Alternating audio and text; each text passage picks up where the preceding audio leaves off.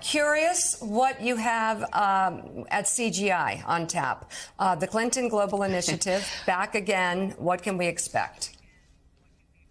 Well, it's very exciting because when it was in full operation, we had thousands of commitments that touched the lives of more than 435 million people in 180 countries. And this wasn't just a talk fest. I love to go to conferences where we talk and are stimulated, but this was a model of philanthropy that Bill really created, where people would come together, but they would make commitments for what they were going to do when they walked out of the meeting. And he changed philanthropy in a way that I think is still making waves and bringing together government, business, the civil society, nonprofit sector, the faith community, bringing everybody together to find partners to really make an impact in improving people's lives.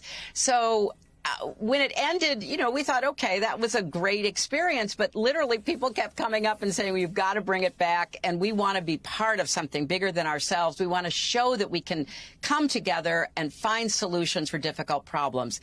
So we will be bringing partners, commitment makers together to look at what we can do on all levels, on climate change, on health equity, including reproductive rights, and on the economy. How do we keep making it more inclusive to create greater prosperity? And, you know, we'll have leaders from across the world. We'll have celebrities. And we'll have really hardworking people who know what they're doing from business and the not-for-profit sector to help us lead the way. So I could not be more excited or prouder of my husband for bringing it back at a time when I think we all need to feel that our problems, as big as they are not overwhelming. I mean, let's remind ourselves, we're Americans. We get things done when we put our mind to it. And enough with the nonsense of sending these poor Venezuelans to Martha's Vineyard or excusing a former president who has stolen classified information that belongs to our country. Let's get together and do some things that will show we're still in the game and we're at the top of our game. And one of the areas that we've been able to do that as a country, and I've actually pointed out, even in a bipartisan approach, is how we've helped the Ukrainian people. Strengthen NATO. And we've strengthened NATO, a huge change over the past couple of years. But that leads to my question about what CGI can do about the worst refugee crisis in Europe since World War II. What can you all do to help alleviate the suffering brought on by that invasion?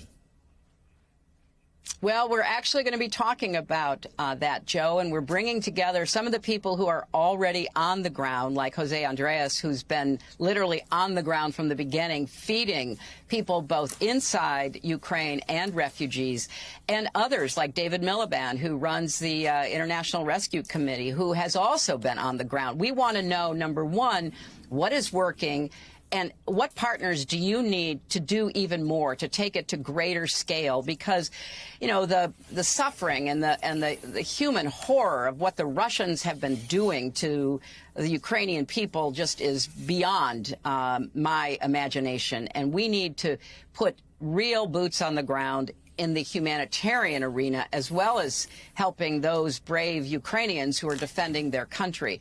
And let me just say one other thing, because I think here is where Joe Biden and his team deserve an enormous amount of credit.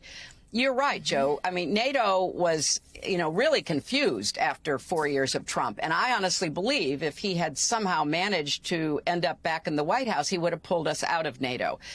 And so what Biden had to do was to rebuild that alliance and bring people back to the table where we could be in a position to support Ukraine with strong sanctions, with military equipment and means. And now we're going to have to figure out how to not only continue to alleviate the suffering, but to help them rebuild in the future.